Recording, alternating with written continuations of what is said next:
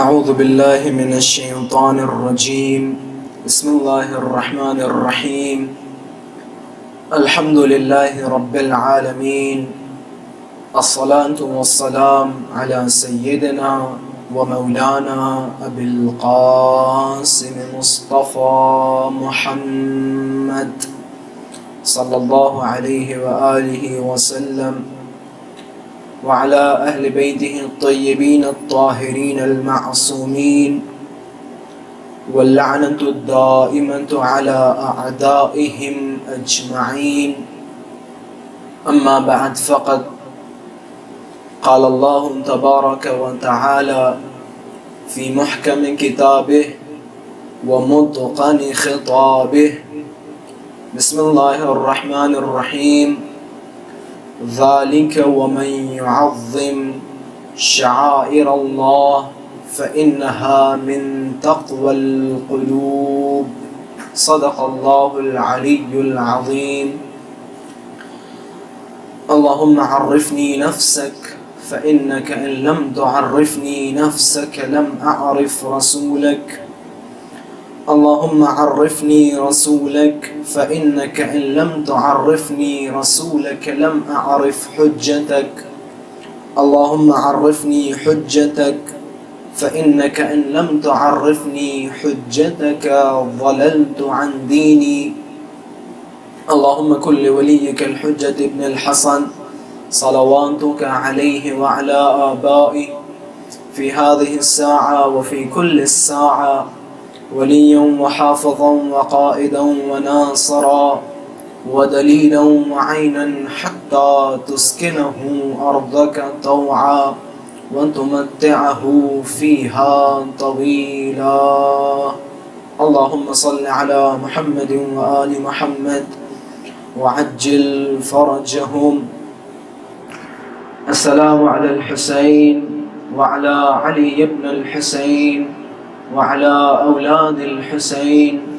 وعلى أصحاب الحسين. السلام عليكم جميعا ورحمة الله وبركاته. امام زمانہ عجل اللہ تعالی فرجہ الشریف کی سلامتی اور حضرت کے ظہور میں فرج، اور آپ تمام حضرات اپنی سلامتی اور تمام مؤمنین کرام کی سلامتی، علماء کرام کی سلامتی، مراجع کرام کی سلامتی کے لیے بآواز بلند صلوات ہدیہ فرمائیں. اللہم صل علی محمد وآل محمد وعجل فرجہم. عزیزان محترم، جس آیہ کریمہ کو سرنامہ سخن قرار دیا ہے، خداوند متعال کی مشہور و معروف آیت کہ جس میں خداوند متعال ارشاد فرما رہا ہے تم میں سے جو بھی شعائر اللہ کا احترام کرے، جو بھی شعائر اللہ کی تعظیم کرے، تو اس کا یہ تعظیم کرنا اس بات کی دلیل ہے کہ وہ متقی ہے، پرہیزگار ہے. یہ جو آیت کا ترجمہ، اس کا وہ احترام کرنا پاکیزی قلب کی دلیل ہے. انشاءاللہ ہماری آئندہ کی جو مجالس آپ حضرات کے سامنے آئیں گی، ان میں بطریق احسن اس آیہ کریمہ کی تفسیر و تعویل اور مختلف زاویے سے آپ حضرات کے سامنے گفتگو کروں گا. لیکن فی الحال کیونکہ یہ ہماری پہلی مجلس ہے تو اس میں مقدمتاً حالات حاضرہ اور عزاداری سید الشہداء کی اہمیت و احترام کے حوالے سے چند نکات آپ حضرات کے سامنے بیان کروں گا. اور جو ہمارا موضوع ہے انشاءاللہ اس موضوع پہ اگر میرے پاس وقت ہوا تو تھوڑی سی وضاحت آپ حضرات کے سامنے پیش کروں گا، اور اگر وقت نہیں ہوا تو کل انشاءاللہ جو ہمارے اس عشرے کا موضوع ہے اس پہ مختصر گفتگو کروں گا. عزاداری سید الشہداء یقیناً ہمارے اسلام میں ایک اہم مرتبہ اور ایک اسلام کا اہم جز ہے. ہمارے علماء کرام، مراجع کرام، اسی طرح سے ہمارے فضلاء، خطباء ممبروں سے بیان کرتے رہتے ہیں، اور ماشاءاللہ ہماری قوم کے بچے کو پتہ ہے کہ عزاداری سید الشہداء اسلام کا ایک اہم جز ہے. اگر کوئی انسان یہ نعرہ لگاتا ہے کہ ہم شیعیان حیدر کرار ہیں، ہم علی کے چاہنے والے ہیں، ہم امام حسین کے چاہنے والے ہیں، ہم رسول اللہ کے چاہنے والے ہیں، تو ان کے اندر سب سے پہلی شرط جو شیعوں کی علامت ہے وہ یہ کہ ولایت امیر المؤمنین علیہ السلام اور بقیہ اہل بیت کی امامت و ولایت کو قبول کرے اور عزاداری سید الشہداء کا احترام کرے، امام حسین علیہ السلام پہ گریہ کرے، امام حسین علیہ السلام پہ ماتم کرے، یا اسی طرح سے بہت ساری چیزیں جو شعائر حسینیہ میں شمار ہوتی ہیں۔ عزیزان محترم، فی الحال ہم ایک ایسے دور میں ہیں، محرم الحرام کے ایک ایسے سال میں ہیں کہ جس سال پوری دنیا میں کووڈ-19 یا کورونا وائرس جیسی وبا پھیلی ہوئی ہے، لہذا اس وبا کی وجہ سے ہم جس طرح ہر سال عزاداری سید الشہداء برپا کرتے تھے اس طرح اس سال برپا نہیں کر پا رہے ہیں، لہذا ہمارے لیے جو فی الحال سب سے بڑی ذمہ داری ہے وہ یہ کہ عزاداری تو ہم چھوڑ نہیں سکتے، امام حسین پہ رونا ہم ترک نہیں کر سکتے، حسین حسین کرنا ہم ترک نہیں کر سکتے، مجلسوں میں شرکت ہم ترک نہیں کر سکتے۔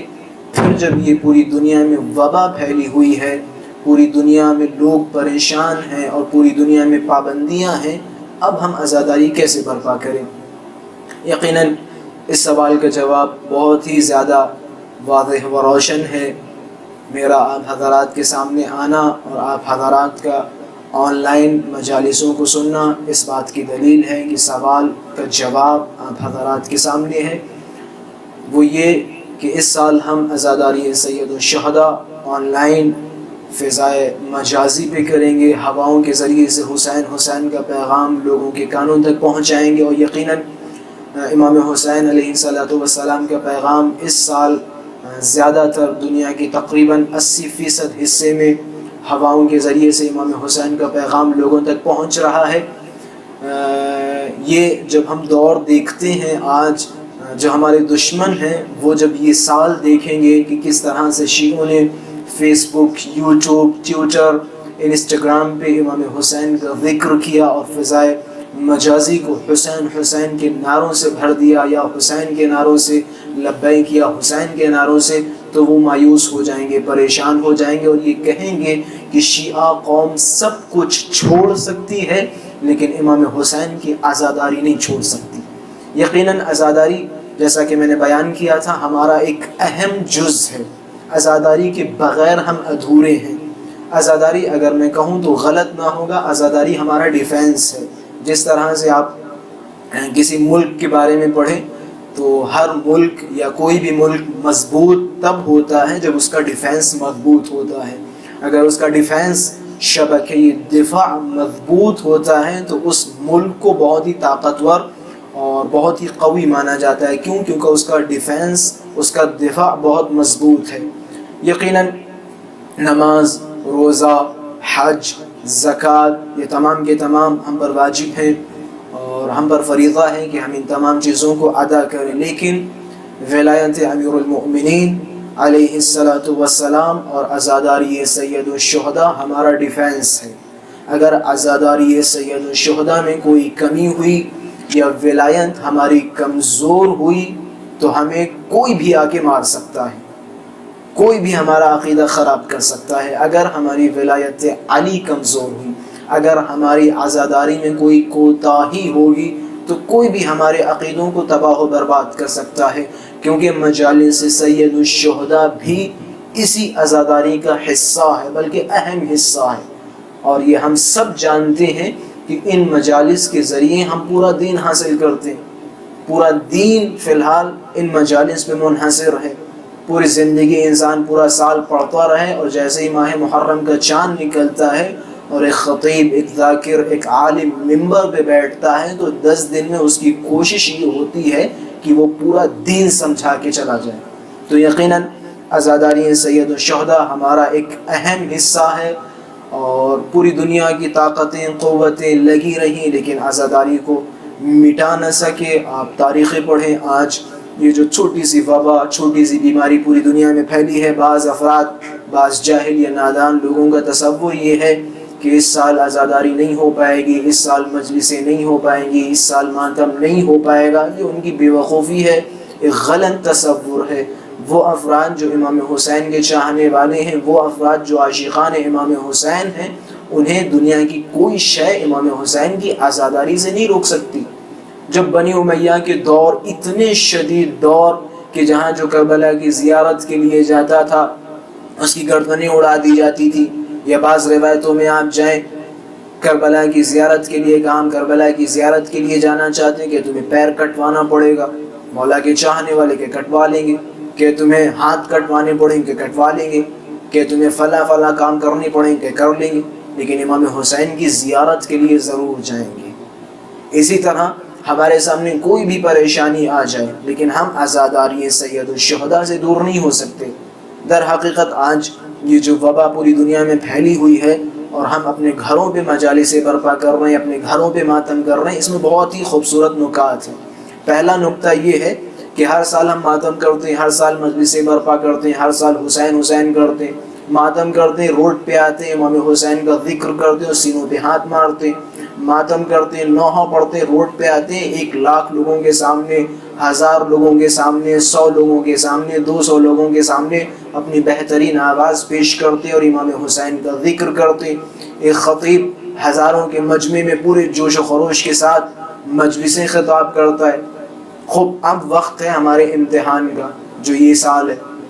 اس سال ہم دیکھیں کہ کون حقیقی مولا کا چاہنے والا ہے، کون حقیقی مولا کا پیروکار ہے، کس کے دل میں خلوص ہے، کس کے دل میں اخلاص ہے، کس کو امام حسین سے لگاؤ ہے۔ جسے لگاؤ ہوگا، جس کے دل میں خلوص ہوگا، جس کا دل پاکیزہ ہوگا، جو امام حسین کا عاشق ہوگا، وہ گھر پہ بیٹھ کے بھی مجلسیں سنے گا، گھر پہ بیٹھ کے بھی نوحے پڑھے گا، وہ گھر پہ بیٹھ کے بھی امام حسین کا ذکر کرے گا، وہ گھر پہ بیٹھ کے بھی حسین حسین کرے گا، وہ آن لائن مجالس میں شرکت کرے گا۔ اور جس طرح سے جب وہ مجلسوں میں جاتا تھا تو امام حسین کے جب مصائب اس کے سامنے آتے تھے تو وہ چیخ چیخ کے روتا تھا، چلا چلا کے روتا تھا، اپنے سینوں پہ ہاتھ مارتا تھا، گالوں پہ تماچے مارتا تھا۔ وہ آج اس موقع پر کہ جہاں پوری دنیا میں مجالسیں نہیں ہو رہی ہیں، آن لائن مجالسیں چل رہی ہیں، ایک خطیب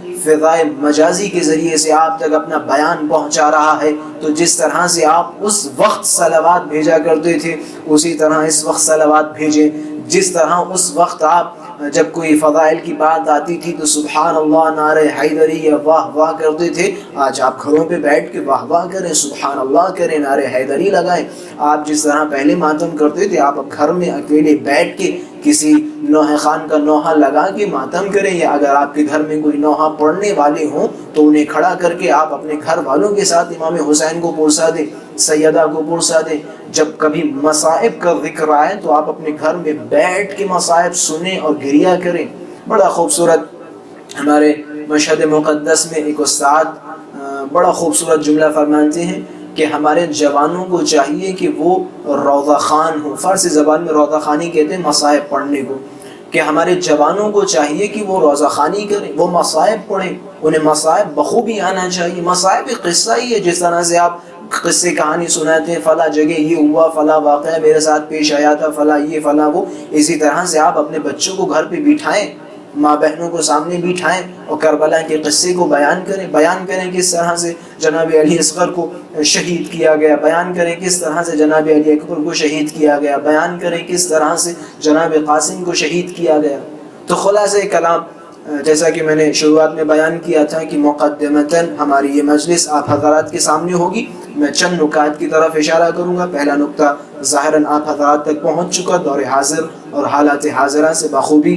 آگاہ ہیں۔ اب دوسرا نکتہ کہ جس کی طرف میں نے تھوڑا سا اشارہ کیا تھا، لیکن میں چاہتا ہوں کہ اس کے حوالے سے تھوڑی سی مزید وضاحت آپ حضرات کے سامنے پیش کروں۔ عزاداری سید الشہداء کے حوالے سے اگر آپ پڑھیں تو مختلف دور آئے، امام حسین علیہ السلام کے ذکر کو مٹانے کی کوشش کی، عزاداری کو ختم کرنے کی کوشش کی۔ دور نہیں، آپ خود صدام ملعون کے زمانے میں جائیں، صدام ملعون نے بارہا یہ کوشش کی کہ کربلا جانے سے لوگوں کو روکا جائے، بارہا اربعین کو بند کر دیا، بارہا عاشورے والے دن کربلا کی زیارت سے لوگوں کو محروم کر دیا، لیکن آج صدام کا کوئی اتا پتہ نہیں ہے، پتہ نہیں کہاں چلا گیا، لیکن امام حسین کی عزا اس سے کہیں زیادہ بہتر اور علو و ظہور کی منزل پہ ہے۔ آج اربعین پہ پوری دنیا کی آنکھیں خیرہ خیرہ ہو جاتی ہیں جب اربعین حسینی قریب آتا ہے، لاکھوں کروڑوں عربوں کی تعداد میں لوگ امام حسین کی زیارت کے لیے پہنچتے ہیں۔ مٹ گئے امام حسین کو مٹانے کی کوشش کرنے والے، مٹ گئے امام حسین کے ذکر کو مٹانے کی کوشش کرنے والے، ان کی قبروں کے نشان نامعلوم ہیں۔ خود یزید ملعون، یزید پلید، کہ جس نے 12 کوششیں کی امام حسین کو مٹانے کی، امام حسین کے ذکر کو مٹانے کی، یہ جو یزید ملعون نے کربلا کے میدان میں امام حسین علیہ السلام کو اہل و عیال کے ساتھ ذبح کر دیا، قتل کر دیا، کس لیے؟ صرف اس وجہ سے کہ وہ امام حسین کو مٹانا چاہ رہا تھا، لیکن اسے نہیں معلوم تھا کہ جب امام حسین کو شہید کر دیا تو امام حسین کا ذکر مزید بلند و بالا ہو گیا۔ اور یہی وجہ ہے کہ آج جتنا زیادہ ہمیں عزاداریوں سے روکا جاتا ہے اتنا ہی زیادہ ہمارے اندر جوش و ولولہ پیدا ہوتا ہے۔ یزید ملعون نے 12 کوشش کی امام حسین کو مٹانے کی، یہی وجہ ہے۔ روایتوں میں ملتا ہے جناب سید سجاد علیہ السلام گویا یزید سے مخاطب ہو کے فرماتے ہیں، یزید جو نعرے لگا رہا ہے اب کیا ہوگا، امام حسین کو ہم نے شہید کر دیا، جناب علی اکبر کو شہید کر دیا، ابو الفضل العباس کو شہید کر دیا، جناب علی اصغر کو شہید کر دیا،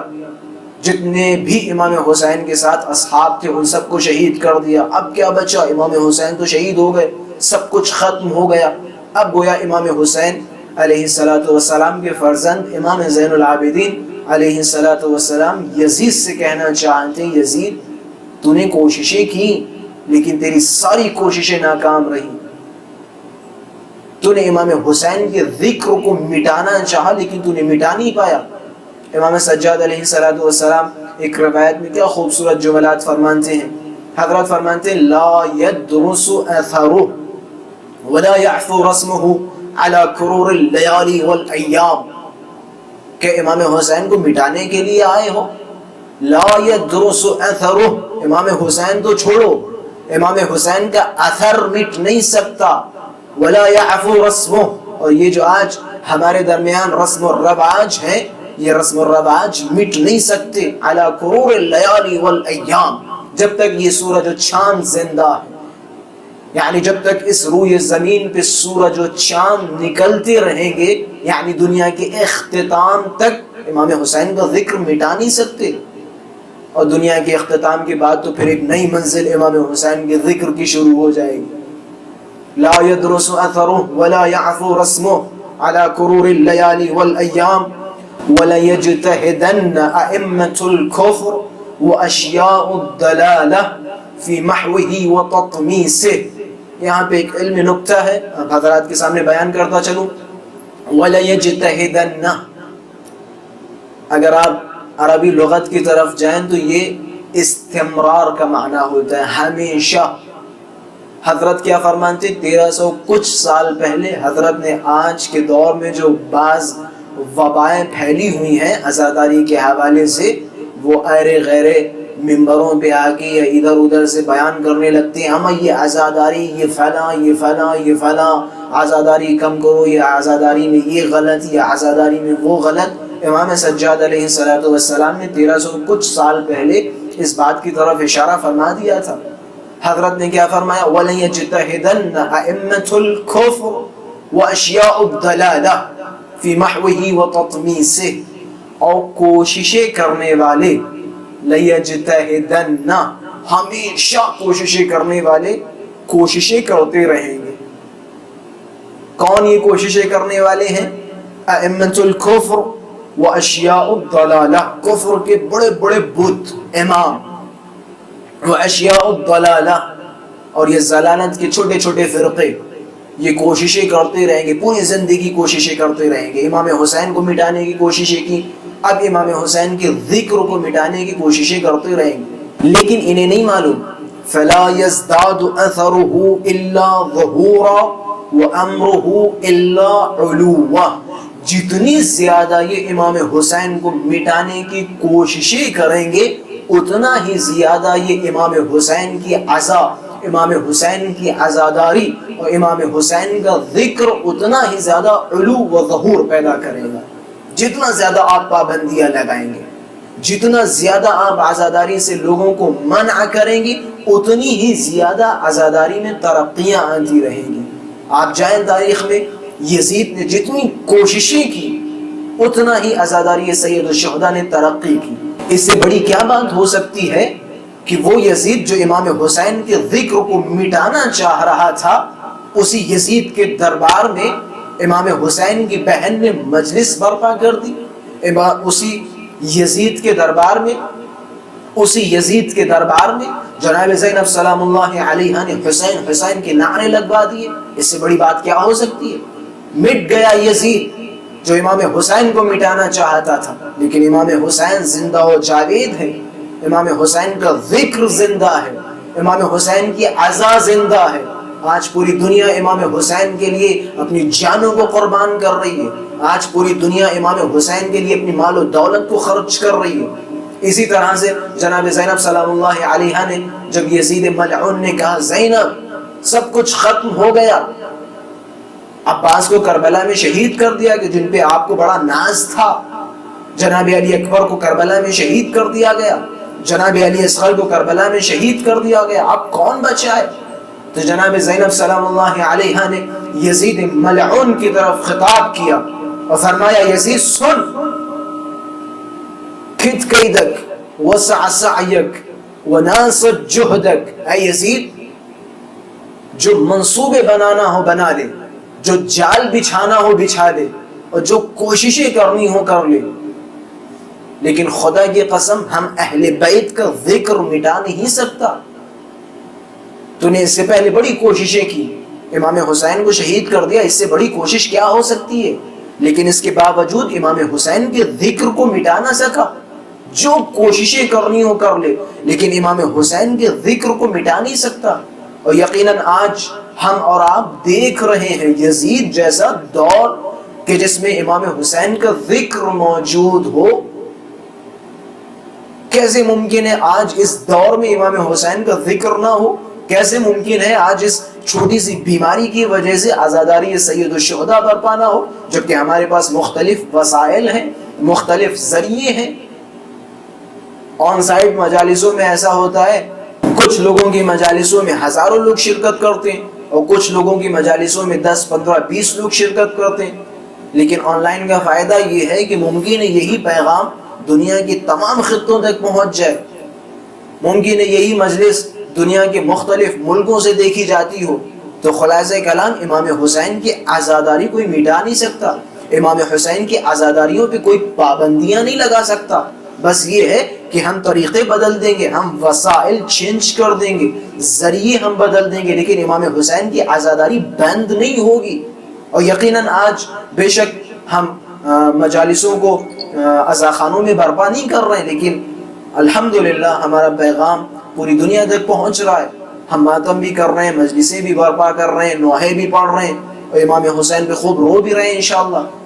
آج ایک محرم ہے اور ممکن یہ سوال کیا جائے کیا ضرورت ہے امام حسین پہ ایک محرم سے رونے لگتے ہیں، امام حسین کو پرسہ دینے لگتے ہیں، ماتم کرتے ہیں، عزاداریاں برپا کرتے ہیں، مجلسیں برپا کرتے ہیں، جلوس نکالتے ہیں، تابوت نکالتے ہیں اور تعزیہ رکھتے ہیں ایک ہی محرم سے۔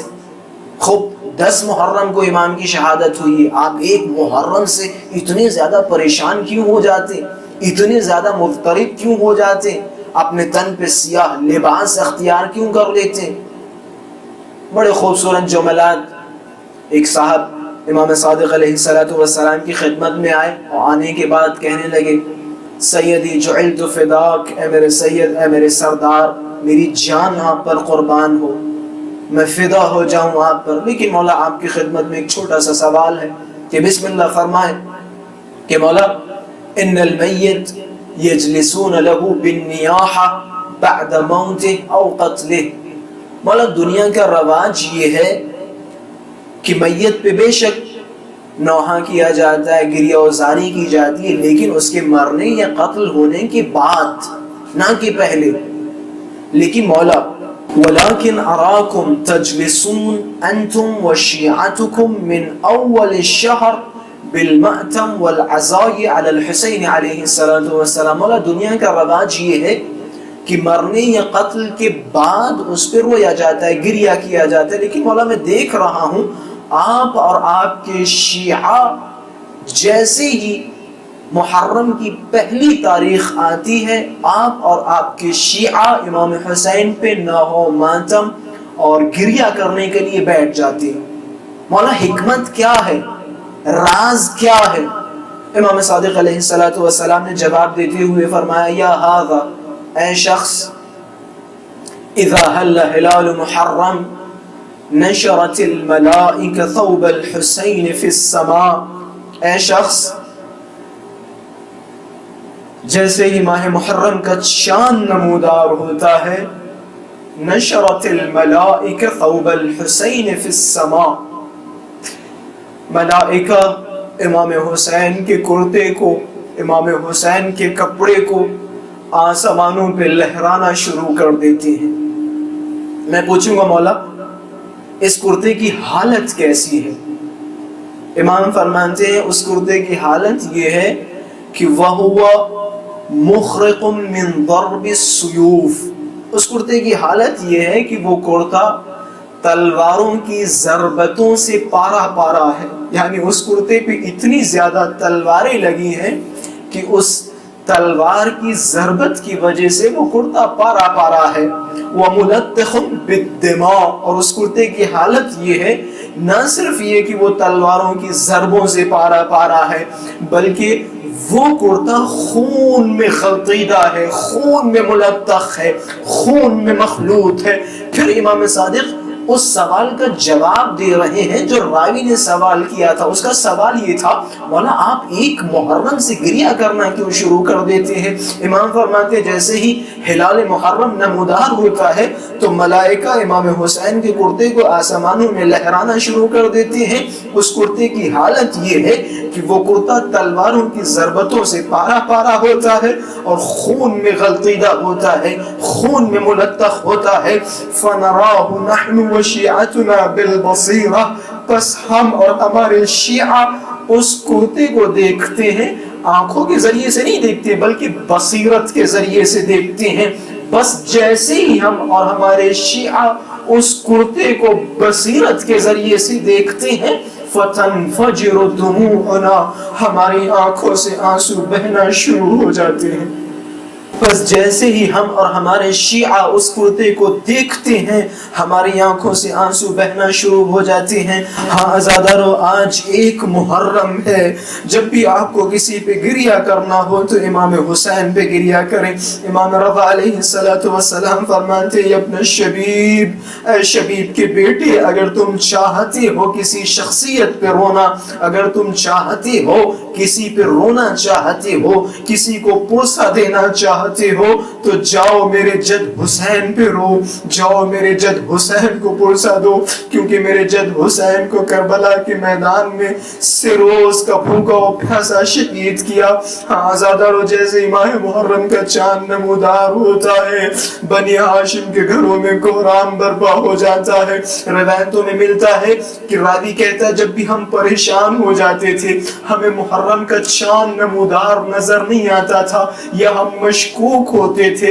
کہ آیا محرم کا چاند نمودار ہوا یا نہیں ہوا، تو ہم مدینے میں بنی ہاشم کے دروازوں پہ جاتے تھے، اور بنی ہاشم کے دروازوں پہ جانے کے بعد اگر رونے کی آوازیں آتی تھی تو ہم سمجھ جاتے تھے کہ محرم الحرام کا چاند نمودار ہو چکا ہے، ہم سمجھ جاتے تھے کہ محرم کا چاند نمودار ہو چکا ہے۔ ہاں عزادارو، روایتوں میں ملتا ہے، راوی کہتا ہے میں گیا، میں نے دیکھا امام صادق علیہ السلام کی عجیب حالت ہے، امام صادق پریشان ہیں، گریہ فرما رہے ہیں، پہلی محرم کی بات ہے، لیکن جیسے ہی یہ تاریخ عاشورے سے قریب ہوتی تھی تو امام صادق علیہ السلام کی حالت میں تبدیلی آتی جاتی تھی، اور جیسے ہی محرم الحرام کا چاند نمودار ہونے کے بعد عاشور آتا تھا. راوی کہتا ہے امام صادق کی حالت یہ ہوتی تھی کہ امام صادق اپنے سر سے عمامے کو اتارتے تھے, اپنے سینوں پہ ہاتھ مارتے تھے, آواز بلند کرتے تھے, واہ جدہ واہ حسینہ, آئے حسین کو کربلا کے میدان میں شہید کر دیا, امام حسین کے ساتھ ان کے بچوں کو شہید